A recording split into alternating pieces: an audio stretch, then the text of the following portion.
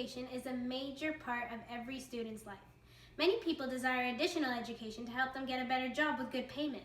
Post-secondary education is a way to get a better occupation in a field you choose to do, but this is not the case with many students. There are many issues and problems that are shown throughout Canada's educational system. Some issues consist of where the student loans are going to, personality and characteristics that post-secondary students have when they are in universities, as well as having a better understanding on which type of students are having a harder time to get their education.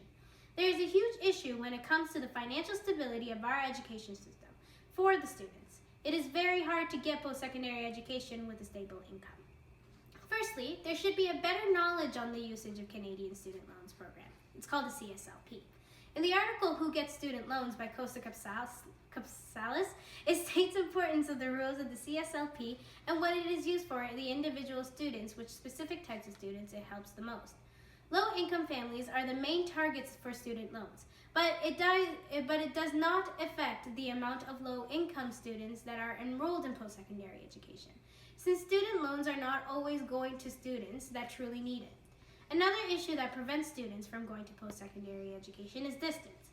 CSLP is deeply affected by the distance of schooling it has, an issue for students that would like to attend university.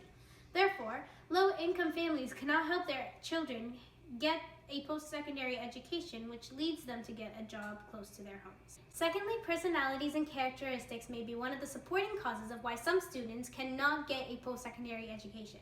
In the article, The Role of University Characteristics in Determining Postgraduate Outcomes by Julian Betts, it explains that there is a gap in the income we receive when it comes to the amount of post-secondary education we take.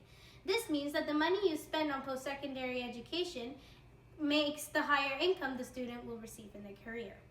Thirdly, readers develop a better understanding on which types of students are having a harder time on their education and which students are most likely to get post-secondary education.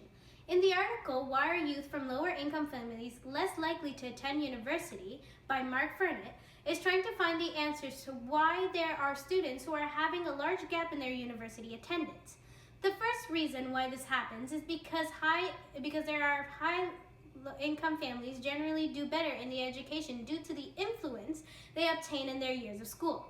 Another reason is because family may impose different problems for attending post-secondary education. High academic performances is shown in the well-to-do families because they tend to get higher education and marks. Lastly, there are influences like family constraints that aren't helpful in their education. In conclusion, there are still unsolved problems that the Canadian system is having a problem with, and it is a great start knowing that one of the main causes is educational finance. We know what we can help our schools with by extending a hand.